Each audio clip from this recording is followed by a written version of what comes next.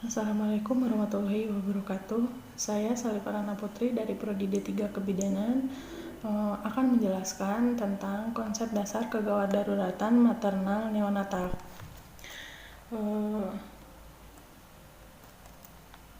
Di sini materi yang akan saya bahas adalah definisi kegawat daruratan maternal neonatal, cara mencegah kegawat daruratan maternal neonatal. Yang ketiga ada cara merespon kegawat daruratan maternal neonatal. Yang keempat ada penata laksanaan awal terhadap kasus kegawat daruratan kebidanan. Yang kelima ada pengkajian awal kegawat daruratan kebidanan. Yang keenam ada peran kebidanan dalam kondisi kegawat daruratan. Ini ada pengertian kegawat daruratan. Apa sih kegawat daruratan? Kegawat daruratan adalah kejadian yang diduga atau terjadi secara tiba-tiba, seringkali merupakan kejadian yang berbahaya. Itu pengertian menurut Dorland tahun 2011. Kegawat daruratan dapat juga didefinisikan sebagai situasi serius dan kadangkala berbahaya yang terjadi secara tiba-tiba dan tidak terduga dan membutuhkan tindakan segera guna menyelamatkan jiwa atau nyawa. Kegawat daruratan adalah kejadian yang terjadi secara tiba-tiba dan tidak terduga dan membutuhkan pertolongan secara tepat karena apabila tidak ditolong secara cepat, maka itu akan membahayakan jiwa atau nyawa si pasien kegawat daruratan. Selanjutnya ada pengertian kegawat daruratan obstetri. Apa sih kegawat daruratan obstetri? Kegawat daruratan obstetri adalah kondisi kesehatan yang mengancam jiwa yang terjadi dalam kehamilan atau selama dan sesudah persalinan dan kelahiran. Terdapat sekian banyak penyakit atau gangguan dalam kehamilan yang mengancam keselamatan ibu dan bayinya. Itu menurut Chamberlain, Geoffrey, dan Philip Ster pada tahun 1999. Nah, kasus kegawat daruratan obstetri ini adalah kasus obstetri yang apabila tidak segera ditangani akan berakibat kematian ibu dan janin. Kasus ini menjadi penyebab utama kematian ibu, janin, dan bayi baru lahir, menurut Sarifuddin 2002. Nah, selanjutnya di sini ada kegawat daruratan neonatal. Kegawat daruratan neonatal adalah situasi yang membutuhkan manajemen yang tepat pada bayi baru lahir yang usianya kurang dari 28 hari dan pengetahuan yang dalam mengenali perubahan psikologis dan kondisi patologis yang mengancam nyawa sewaktu-waktu, menurut Syarif Brousseu tahun 2006. Nah, tindakan pertolongan yang dilakukannya itu juga harus sistematis, yaitu menurut ABC. Yang A ada airway, bersihkan jalan nafas. Yang B ada breathing, yaitu menjamin ventilasi lancar. Yang C ada circulation, yaitu lakukan pemantauan peredaran darah. Di sini ada cara mencegah kegawat daruratan. Cara mencegahnya itu ada 3. Yang pertama, lakukan perencanaan dengan baik. Yang kedua, lakukan dengan panduan yang baik. Yang ketiga, lakukan pemantauan secara terus-menerus terhadap pasien kegawat daruratan. Bagaimana sih cara merespon kegawat daruratan? Kalau terjadi kegawat daruratan, tim ataupun bidan harus tahu apa perannya. Yang kedua itu respon dengan secara efektif. Nah, apabila sudah tahu, cari tahu situasi klinisnya itu bagaimana. Kayak diagnosis pasiennya itu apa, kegawat daruratan apa sih yang terjadi gitu. Nah, kalau seandainya udah tahu, kita lakukan panduan dengan baik dengan cara tindakan yang benar. Terus, setelah dilakukan tindakan, apabila nanti butuh terapi atau obat-obatan, kita juga harus tahu cara penggunaannya bagaimana, cara pemberiannya itu bagaimana, efek samping dari obatnya itu apa, kita harus tahu. Terus, apabila itu kegawat daruratannya datang secara langsung, nah kita kan pasti bakal butuh peralatan emergensi. Nah, kita sebagai bidan atau tenaga medis harus tahu peralatan emergensi apa, dan kita harus tahu cara menggunakan dan memfungsikannya dengan baik. Bagaimana sih penata laksanaan awal terhadap kegawat daruratan dalam kebidanan? Pertama, bidannya itu tenang dulu, jangan panik. Terus kalau seandainya pasiennya itu sendiri, nggak ada keluarga yang nemenin, jangan dibiarkan pasiennya sendiri, tapi kita temenin di situ. Atau bisa panggil tenaga medis yang lain untuk meminta bantuan. Nah, jika ibunya nggak sadar, datang nggak sadar, atau pasiennya dalam kegawat daruratannya itu langsung nggak sadar, kaji dulu jalan nafasnya, pernafasan, dan sirkulasinya dengan cepat. Nah, jika dicurigai adanya syok, mulai segera tindakan membaringkan ibu miring ke kiri dengan bagian kaki ditinggikan. Longgarkan pakaian yang ketat seperti BH atau bra. Ajak bicara ibu atau klien dan bantu ibu untuk tetap tenang. Lakukan pemeriksaan dengan cepat, meliputi tanda-tanda vital, warna kulit, dan perdarahan yang keluar. Nah, sekarang kita masuk bagaimana sih pengkajian awal kasus kegawat daruratan kebidanan yang secara tepat.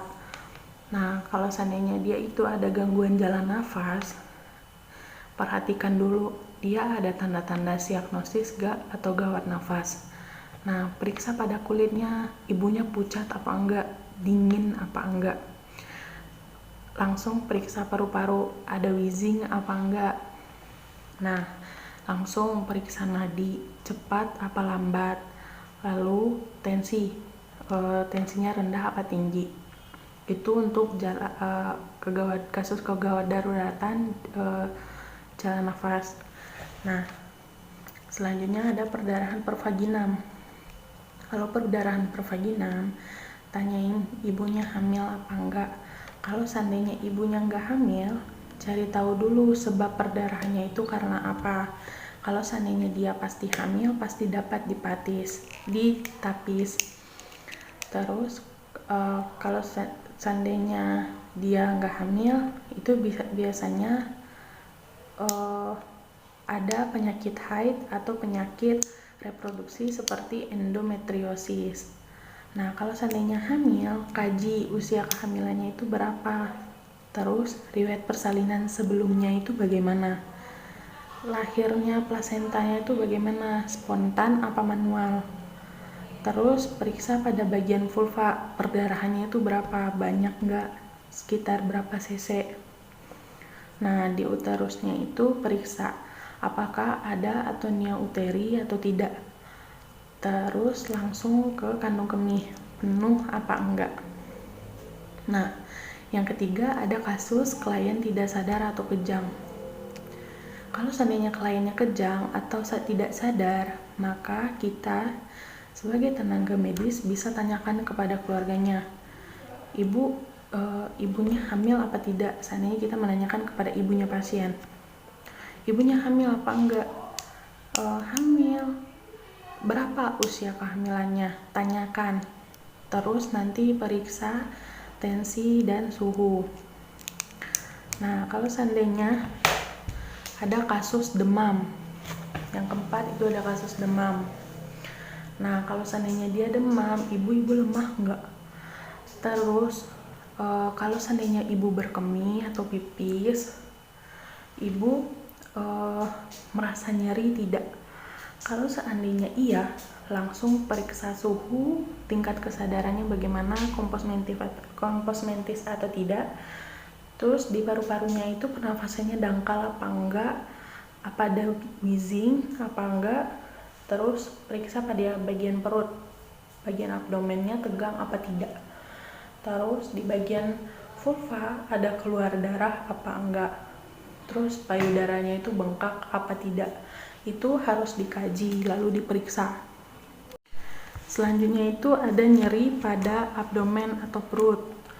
Nah, tanyain, ibu hamil apa enggak. Kalau seandainya hamil, lakukan pemeriksaan tensi dulu ibunya, periksa dulu nadinya cepat apa lambat, periksa suhunya panas apa dingin. Terus uterusnya itu bagaimana. Nah, untuk pengkajian awal kita juga perlu memperhatikan tanda-tanda yang ada.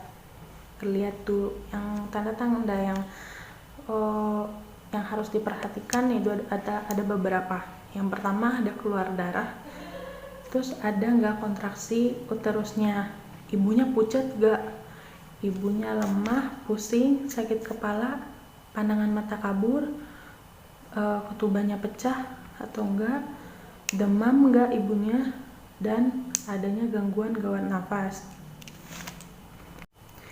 Apa sih peran bidan kalau seandainya ada kegawat daruratan kebidanan ini? Yang pertama, bidan harus melakukan pengenalan kondisi gawat darurat. Tahu dulu ibunya ini kenapa. Terus setelah tahu, kita stabilisasi keadaan pasien dulu. Kasih oksigen, kasih terapi cairan, atau dengan medikamentosa, yaitu jamin dulu kelancaran jalan nafasnya bagaimana, respirasinya lancar apa enggak, hentikan dulu perdarahannya, ganti cairan tubuhnya yang hilang dengan memasangkan infus, mengatasi nyeri dan kegelisahan. Nah, yang ketiga,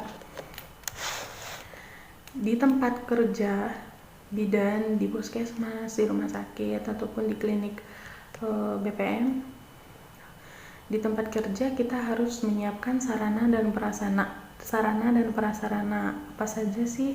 Kita siapkan lampu pemanas atau radian warmer apabila pasien bayi baru lahir itu kehilangan panas, alat itu bisa untuk mencegah kehilangan panas pada bayi. Yang kedua, kita harus menyiapkan alat resusitasi buat ibu dan juga bayinya. Yang ketiga, kita tentu harus menyiapkan APD untuk menjaga diri kita agar tidak terkena cairan pasien. Yang keempat, kita harus menyiapkan obat-obat emergensi. Yang keempat, tentunya bidan juga harus menyiapkan keterampilan klinik. Gimana sih nyiapinnya? Tadi kan kita sudah menyiapkan alat resusitasi ibu dan bayi. Nah, kita harus memiliki keterampilan untuk mempergunakan alat resusitasinya. Kita juga harus mampu untuk memakai alat resusitasi itu, baik untuk ibu, baik untuk bayi. Nah, kita harus mampu melakukan metode efektif dalam pelayanan ibu dan bayi baru lahir. Contohnya, making pregnancy safer, safe motherhood, terus ada bonding attachment, terus IMD, dan lain-lain. Masih banyak yang lainnya. Untuk materi konsep dasar kegawat daruratan maternal neonatal hanya segitu yang bakal saya jelaskan.